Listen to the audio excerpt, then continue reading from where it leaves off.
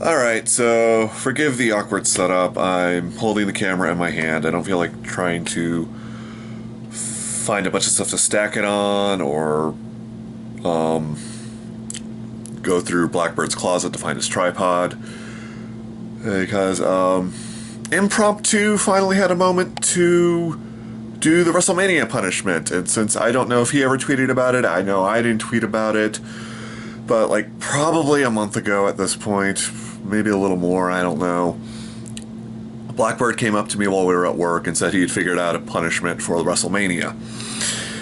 And which was, since it was in Philly and Paul Heyman was inducted to the Hall of Fame, I was to watch episode 0 of the WWE era of ECW. He also gave me a option for one of the PLEs, or I guess they were still pay-per-views back then, an ECW pay-per-view, but I don't remember which one, and I wanted to do the actual episode because I knew it'd be shorter and easier to find time for.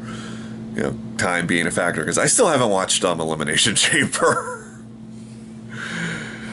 But anyway, when he came up to suggest that, he was acting like, oh, he thought of something really good. He's really going to stick it to me. And up until, like, the last bit, I wasn't understanding why, because I was enjoying it just fine. It was just a pretty good episode of a wrestling show. The matches were good. I mean, there were times where I felt more like an infomercial for the pay-per-view that was coming up. And, like, the two announced teams sniping at each other got a little old after a while. But, you know, it was fine. I was entertained.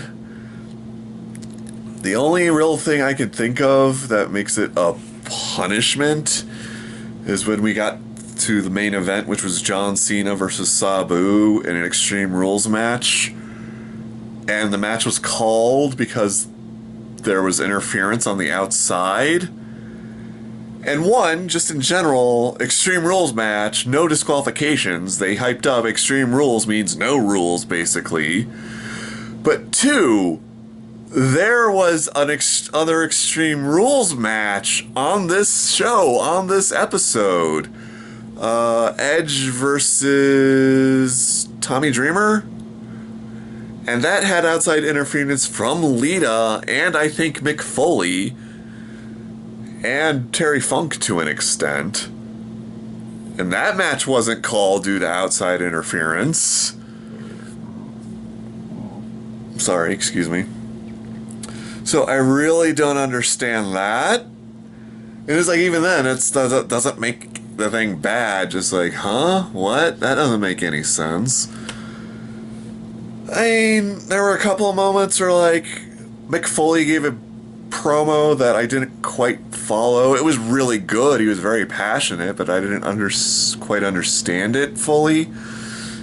Another bit of weirdness, they had that Battle Royal, which was kind of pointless because it went by so fast. Like, people were eliminated without, you know, being really noticed or whatever. And I guess you could say it was a creative misstep because it's ECW, and honestly, if I'm looking back, I think ECW lost more than it won. Because if you don't know, the whole shtick was this is the first ECW since WWA bought it, revived it. At least that's my understanding. So this was labeled as episode 0 on Peacock, and the whole thing is WWE versus ECW. WWE versus ECW. You got two announced teams, they're sniping back and forth. There's a battle royal. You had 10 WWE wrestlers, and you had 10 WWE, or 10 ECW wrestlers. And there was one little bit I will admit, because there was a few times where the announced team said WWE superstars, like we're all used to, and ECW wrestlers, so I thought that was a nice touch, and they like emphasized it. But anyway, we got this battle royal, 10 from each side. In the case of the WWE wrestlers, if they're, depending on whether they're on Raw or SmackDown, they're wearing red or blue shirts. But Randy Orton eliminates Kurt Angle, who I either forgot or didn't know had an ECW run.